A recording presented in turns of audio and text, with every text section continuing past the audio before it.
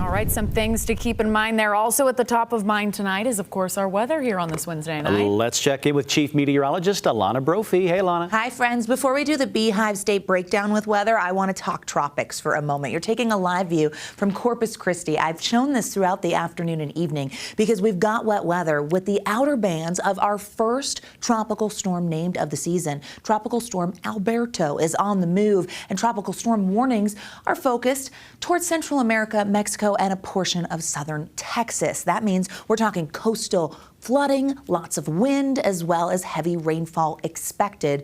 And that's something that we're keeping an eye on because as you look at Alberto on the move, the core of that moisture focusing towards Central America, but some of that subtropical remnant could get pulled into our southwest flow and impact us here in the Beehive State. Thunderstorms in the forecast. We'll get to that in a moment. Tonight, we closed out with a gorgeous sunset. Meg, thanks for sharing from Salt Lake. You see the cloud cover. Really, really pretty. Sun going down. 9:02. Satellite radar shows fairly quiet conditions with that southwest flow out there in the last several hours. And we just had cloud cover. Those clouds made for a great sunset. They'll actually dissipate a little bit as we head into the overnight. Zach from Spanish Fort catching a really pretty sunset there as well. We always appreciate your photos. Weather at abc4.com. You know, we struggled to make it to 80 today. 85 is our normal average, but we topped out at 80 in Salt Lake and Provo, just shy of that in Logan, 90 in Vernal. So that southwest flow helped us warm up, but the clouds that we saw through the afternoon and evening capped our daytime heating just a little bit. 90s on the eastern side of the state, 95 in St. George, still below average, still hot, but we're really going to turn up the heat here as we get through the next several days. Heading into tonight, 60s with partly cloudy skies expected for your overnight. We'll bottom out in the upper 50s, low 60s along the Wasatch Front. Outlying areas could get a little cooler. And then tomorrow, partly cloudy to kick things off for the summer solstice, which officially happens at 2:50 in the afternoon.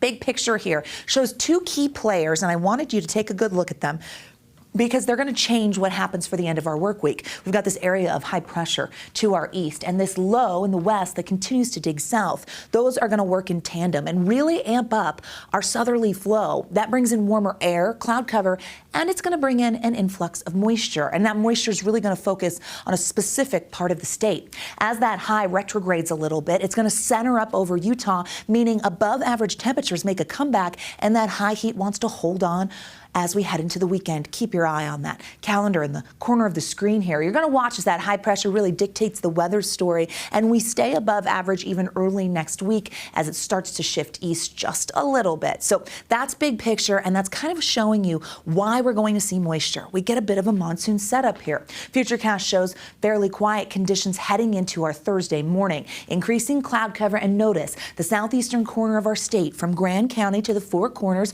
starts to see an uptick in cloud cover and storm coverage as we get later into the evening. From Moab down to Bluff, we have the potential of some strong thunderstorms, southwesterly flow catching some of that subtropical moisture and ushering it up towards the Beehive State. As we head into Friday, the high pushes a little further towards the Four Corners area. When it does so, it means moisture gets a little further west. So over I-15, we have the potential from central Utah all the way down to south central Utah of seeing some thunderstorms Friday afternoon and into the evening, all while staying very active on the eastern side of the state. These storms could pack a punch. We're talking gusty winds, plenty of lightning, and the potential for some heavy downpours. Tomorrow, flash flood potential is possible, but look at the areas that it peaks on Friday, where it's probable. So we have dangerous conditions, especially if you want to be out hiking and biking. Slot canyons will not be safe. Look at this swell, Capitol Reef, Arches, Canyonlands, Natural Bridges,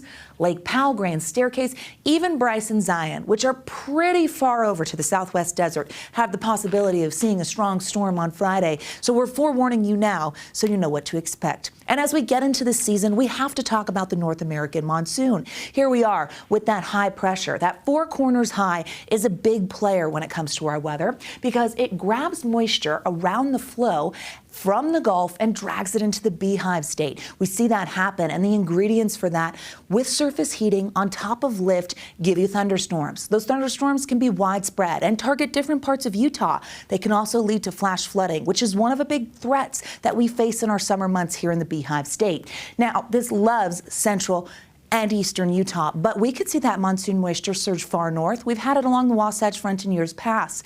This typically happens in early July through mid-September, but just know we're going to be on watch for it so you know when those storms are coming. 80s and 90s for tomorrow, 93 in Vernal, 102 in St. George.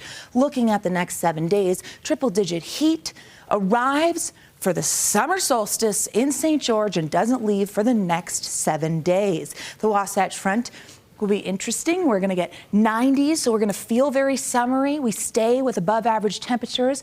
We could flirt with a record on Sunday and stay high 90s heading into next week. So we don't take summer lightly here, folks. It starts and we go for it, and we really commit over the next 7 days. Yes, we do. In full swing. Wes, that looks like good golfing weather for you, right? No, too hot. Are you crazy? Get me a mister and a water bottle. I played in worse. Gosh.